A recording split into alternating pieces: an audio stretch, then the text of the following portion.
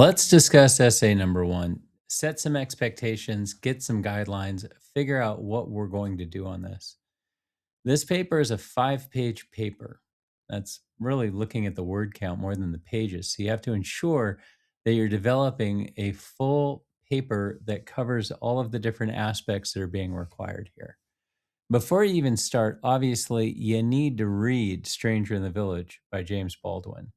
I would also suggest looking into the rhetorical context. When I talk about rhetorical context, I'm talking about the situation of a piece of writing, meaning who wrote it, when did they write it, why did they write it? Were they replying to something that was going on at the time? Were they discussing something? Was it written for a specific purpose? Was it written on tiny scraps of paper and smuggled out of a Birmingham jail? Was it etched into stone tablets and brought down the side of a mountain? How, where, when, all of the different aspects of its construction and its purpose are part of the rhetorical context. Understanding that will often allow you to get some perspective on the piece of writing.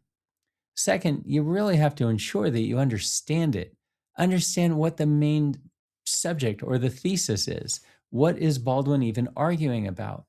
You can't just look at Stranger in the Village and think, oh, well, he's disenfranchised because the people in this remote village treat him based on race. And that's it. I'm going to write a paper. It's not enough.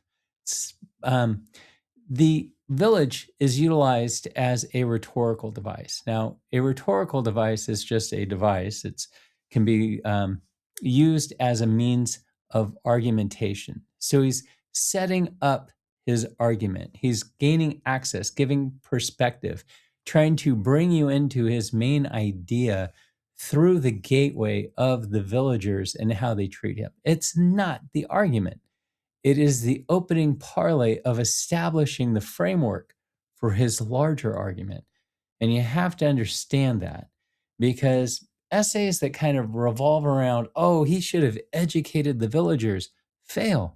It's not on topic. That's not what this is about. Again, look at the overall larger construction of the argument or the idea that Baldwin is trying to make. What is he actually saying? And then once you get that, you can kind of see how the villager dynamic works and why he utilized it and how that expands outward into the larger discussion that he is trying to have.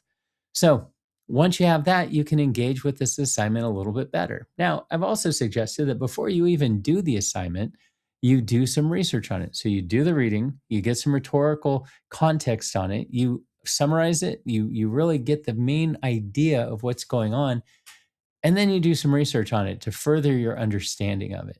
You study it, make sure that you understand it completely, find out what other people have said about it, see what the discourse is in regards to this piece of writing, and then you can join that discourse. You can't just stumble in and then find out later.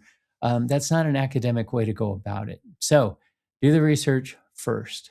Then you can start to utilize that information informed and create your own ideas. And when you do it that way, oh my gosh, all of the backup research that you already have is there to kind of help build and fill out the edges of your argument and your paper. So that's what I would suggest.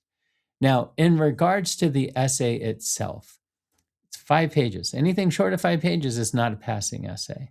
We're going to be turning it in on Canvas. Canvas does have a plagiarism detector. It does have an AI detector. You can see the syllabus for the policy on AI. I don't want any AI utilization, even if it's Grammarly correcting the sentence structure or spicing up the vocabulary. Don't want it. I'm hoping that it says 0% as far as the AI detection. So if it says AI generated, I'll just return it back to you and we can discuss what happened. Um, Outside of that, you need to have your thesis underlined. Your thesis should be one sentence. Your thesis should be the overarching idea or argument that you're making in response to the essay prompt. You need to have a works cited. That works cited needs to be in Modern Language Association setup. You need to utilize MLA, parenthetical in-text citations. After the MLA in-text citation, you need to include a grade justification, and I've already talked a little bit about that. So If you have any questions, please don't hesitate to reach out. Thanks.